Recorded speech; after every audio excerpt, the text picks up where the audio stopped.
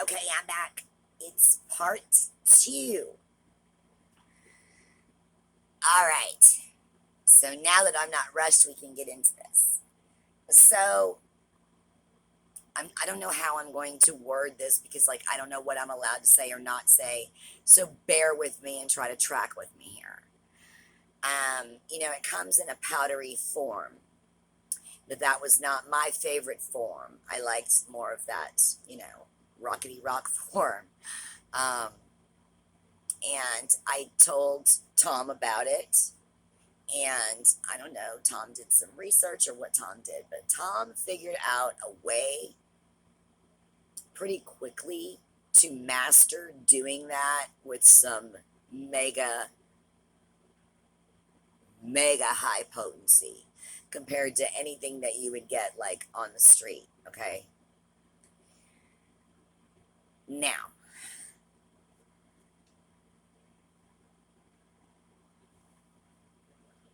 what you don't know at this point, because the last time that we left off with any of my stories, all I had done was the white. And if you didn't know, the first two times that I OD'd was from smoking it. Okay. Back in the day, it used to be called Freebasin. Then they turned it into crack. I don't know what happened. Like, they changed the names of everything. But everything is like, well, I don't know. There's probably some new stuff, but, you know, anyway. So, that was how it happened the first two times. Now, between the first two times and the next time that I'm going to tell you, a new thing was introduced to me that was a different form, something that I thought that I would never in 5 billion years do.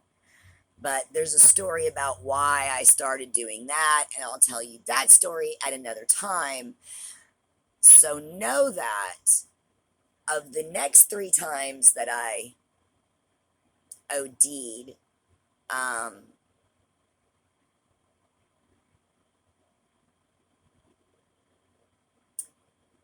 I believe two were from the smoking, and one was from the, uh,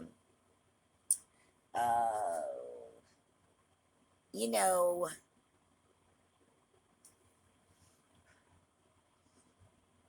like something a doctor might give you, like a shot or something. You know what I'm saying? You know what I'm saying? Track with me, please track with me, because I don't know if I can say that. So he learned how to master this, which became very dangerous, obviously. Um, I actually remember, I don't know if this was like the third time or the fifth time,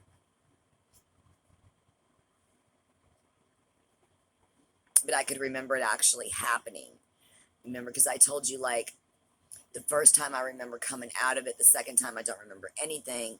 The third time I remember when it happened.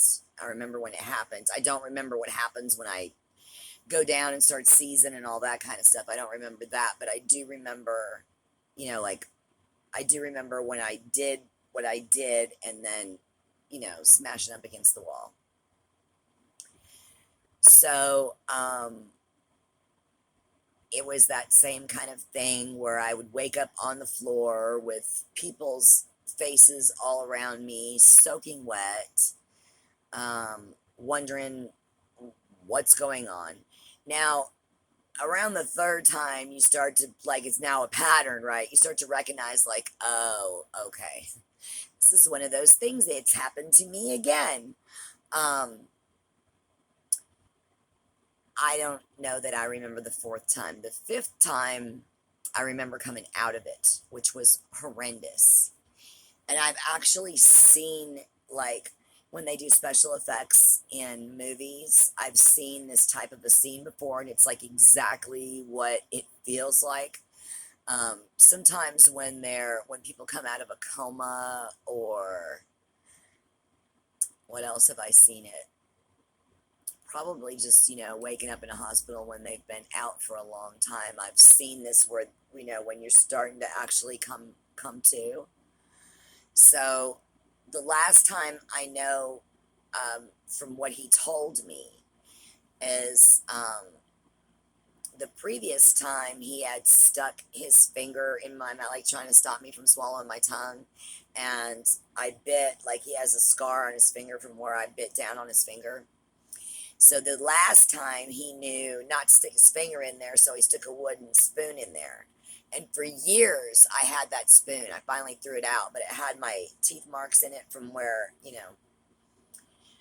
I guess when I was seizing up or whatever. So when I came out of it the last time, I mean, it's just, I don't know how to explain it to y'all, but it's like you're in like black darkness and you see this like little pinhole of a light, like really far away.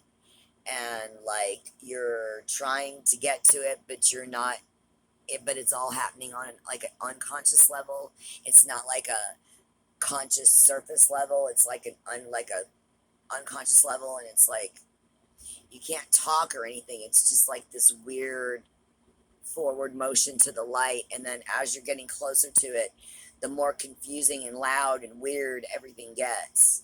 And then like all of a sudden you're there. You know what I mean? It's just the weirdest thing. Um, and so thank God I've never gone through that again. But that is the story of how I OD'd 3 times. Now, since we're already on this subject, we can go ahead and finish this story out with, so I started, like, I was bored because he was like, you don't need to work, just stay here and, like, be a housewife and cook me some food so I have a meal when I come home or something.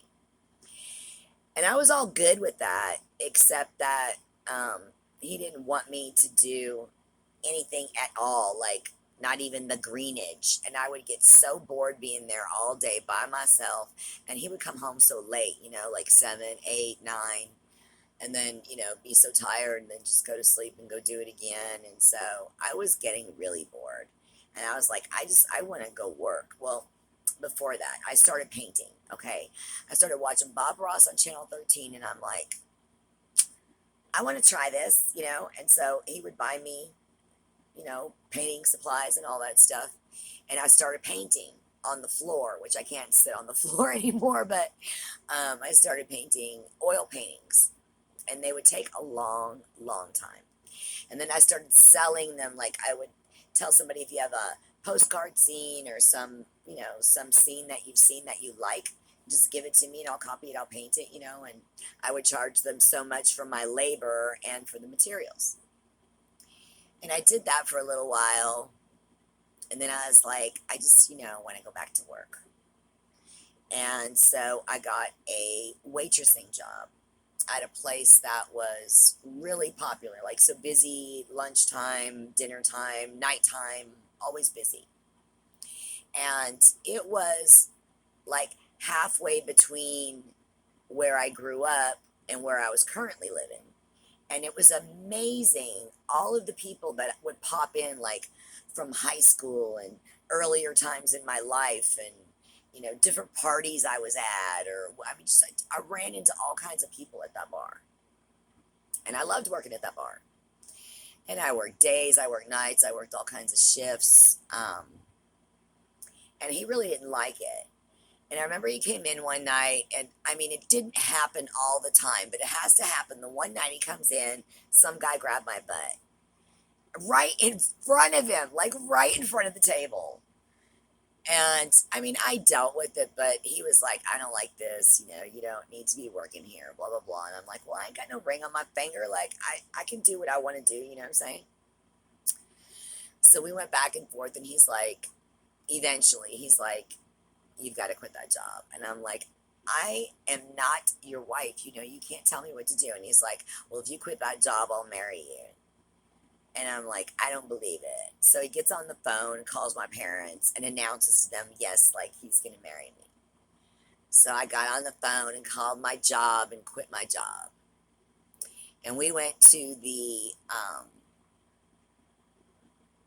Justice of the Peace. And we were fighting as we were like trying to find the location, because it's like in downtown Dallas, and it's, downtown Dallas is full of one-way streets, and if you go the wrong way, you got to go so far to come back to where you were again, and it's just, oh my gosh, it's crazy down there. I hate driving in downtown Dallas. But so eventually we made it into the courthouse, and we got married, and there's this like, it sounds horrible saying it out loud, but there was this grocery store, and it was like a shopping center off the grocery store, and there was this little club in there, and we used to go to that club all the time, and it was really a great club. I mean, it was nice, and when you were in there, you didn't know that you were in a shopping center, but they played great music, and they had a little dance floor, and we would go there on the weekends, and so that's where we ended up having our wedding reception. I've got pictures of it all I can show you. I think you even saw a picture of me dancing that night. The night yeah, it's in one of my videos. You just have to look back. It's on like a catch up with photos or something like that video. But anyway, so once we got married, I think that lasted about 3 months, 6 months, something like that. So we lived together for years, got married, and then it fell apart. And I can tell you many more stories about that, like how I found out that he actually didn't own any of those Jaguars, how I found out that he didn't own either one of those condos, how I found out that, like, he didn't introduce me to his parents all those years. I met his brother because his brother was a dentist, and his brother pulled a couple of my teeth out, and he was horrible at it. But I never met his sister or his parents, and he said it was because I had never been to college, and there's no way that they would accept me, blah, blah, blah. And so every holiday, we would go to my parents, and then he would go to his parents, and I would just stay home. So it was like really awkward and weird. After we broke up, I ended up talking on the phone to his dad several times, and one time we talked for like, I don't know, maybe even 4 hours. And his dad was a theologian. And he said there's no way that they would have treated me badly for not going to college, and that, he had a habit of telling stories, and they never knew what was going on with him. And see, when I met him and I asked him where he was from, he said he was from the South, and I was like, where in the South? And he's like, deep South. And I'm like, what's deep South? Like, aren't we in the deep South? And he's like, no, I mean deep South. And what he meant was South Africa, which I never would have guessed. Blonde hair, blue eyes, British. And, at that time I didn't know a lot. And then, he taught me a lot. But, so anyway, his parents were very proper. And you could tell from talking to him that he wasn't like totally American. Like, obviously it picked up on some of that accent from his parents. And he would say certain things that you would be like, where'd you say you're from? Because what? But other than that, you would never know. But he also told me that he was a resident alien, and that if he ever got in trouble for any reason or went to jail or anything, that they would just deport him. All of that was not true either. God, there were so many things that I ended up finding out that were not. It was just like unbelievable. And you know how I found out? There was a maintenance man that worked in that condominium complex that we were at, that lived on the property like directly across from us. And he was an alcoholic, and he was friendly, and he was always out with his beers, hanging out at the pool, walking around, talking to everybody. I mean, he could fix anything. I think his name was Robert. And I mean, anything you needed, you call Robert, or anything you wanted to know, Robert knew about it. He knew all the gossip in the neighborhood. Robert knew everything. And we visited a lot because I was there a lot because I wasn't working, until later in the relationship. And so he had like taken a liking to me and he was friends with me. And one day he's like, girl, I got to talk to you. And I was like, what? And he's like, you ain't going to want to hear it, but I'm going to tell you. And I'm like, what? And then he started telling me he doesn't really own that. He doesn't really own that. Because one day I came home and the televisions, it was like our electronics and some other things were gone. And I thought we got broken into. And I had been telling the maintenance man, I'm like, we got broken into. Like, I came home and the TVs and all that stuff were gone. And, I had called him and he had told me, like, calm down. I'm going to make a couple phone calls and find out what's going on, blah, blah, blah. Then he calls me and tells me that those people, in the other condo that he owned, they didn't pay their rent. So they took his possessions because he was like the holder of the condominium, and they were going to hold his possessions until he paid their rent. That's what he told me. Y'all, I was naive. How was I supposed to know? I was like 19, 20 years. I didn't know. So when I was telling Robert about all that stuff, he was like, no, girl, no. He's like, let me tell you the truth. And when he told me, it was like my whole life flashed in front of my eyes. Like, so everything was a lie. Everything was fake. Everything was crap. Like, none of it was true. So all those cars were his dad's that he was working on for his dad. And he stored them at his shop for his dad. The other cars that he drove all the time were customers' cars that he'd worked on, and you test drive them after you work them. Just like stuff like that. So all the money that I thought he probably had, he did. He made good money because he was a Jaguar mechanic. But he was also doing stuff at that shop at night that I didn't know that he was doing. So after I had, OD'd that last time, and I thought that we were both in agreement that neither one of us are going to go near this again, he was actually still doing it at his shop, only the selling version of it, y'all. And I didn't know any of this. All I knew is that he would be at the shop all the time. And I'd be like, do you want me to come down there? Like, I'm bringing you some dinner and this, that. And he's like, oh, no, I'm not going to be here that long. I'll just be back. There's no reason to come down, blah, blah, blah. He would, like, always try to, maneuver me away from the shop. And you don't need to come down here. Because, like, I wanted to go down and visit and watch him and do stuff. Like, I was bored. I would show up down there, y'all, in a raincoat with, like, music and a blanket and a candle and try to get him, like, to pay attention. I did all kinds of crazy stuff, y'all. I didn't realize what was going on down there. I thought he was just working. No. There's all kinds of stuff going on down there that I didn't know about. And I still didn't know about and find out about until after we were already away from each other. And his dad told me, and then he told me, because I'm like, I talked to your dad already. He had gone to prison. And we were still like legally married. I didn't even know. Y'all. It was so crazy. And then eventually, we got divorced.